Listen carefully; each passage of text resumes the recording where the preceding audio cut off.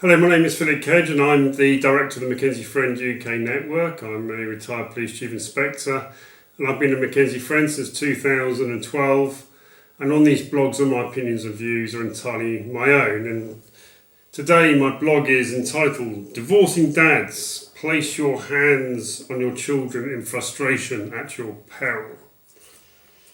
Over the last 7 days I've had 3 phone calls from dads, all of them saying the same story. So to me that represents a trend, so I'm going to do this blog on it. Now all these dads have had final child arrangements court orders in place for less than a year, with the children living with the mother and spending time with them as the fathers. But all of them had recently found it necessary, for whatever reason, but it seems to me to be out of frustrations, to use their hands and place their hands on their children to control them.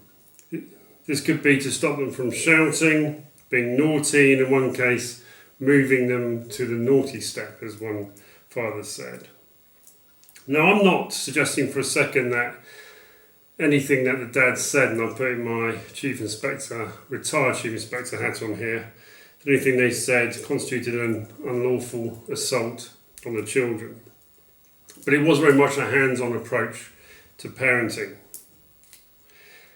Problem is, though, that when the children have gone back to mums, all of a sudden, contact has been stopped. It appears that the mother has either called the police alleging assault on the child or called child services. And the mums are saying that they're now stopping contact because they say they've been told to by child services, which in my view is going to be very unlikely.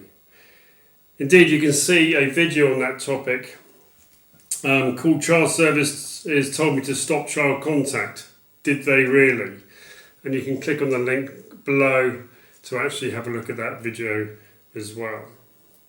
See, what Child Services are likely to have said instead, and this is what their standard reply is: if you are concerned about the safety and well-being of your child, then you have a duty to take action to keep them safe. So they're not saying you've got to stop child contact. What they're saying, if you have concerns about the safety and well-being of the child, then you have to take action. That's not the same as stopping contact. In any event, World War III has now clearly erupted, and unless both parties can work together to settle things down sensibly and quickly, very sadly, both parents are looking at going back to court, either on breaches of order, allegations, or variations to stop the non-resident parent having contact or to reduce the contact. In either case, what happens now is that the child is caught in the middle of significant acrimony and being harmed.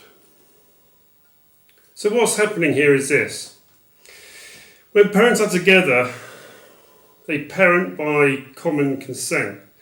Parents try and work things out together. Sometimes parenting goes well, sometimes it doesn't go so well. But actually they operate as a team. The problem here is that when parents split up and they actually dislike each other, there's no teamwork in place at all. And indeed, one parent may not even want the other parent in the child's life. So there's no longer parenting by consent.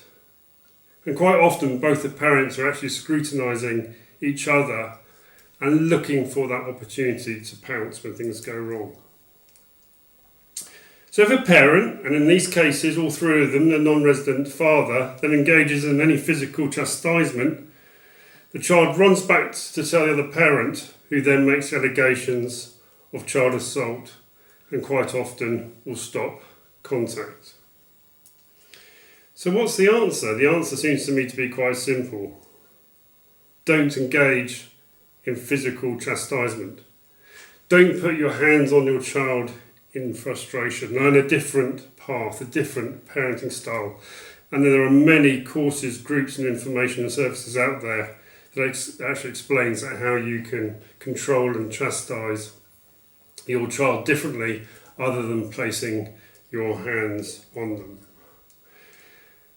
Because if as a separated parent you can't possibly co-parent, and you put your hands on your child in frustration, I suspect you'll be opening up a whole world of pain, which I urge you to avoid.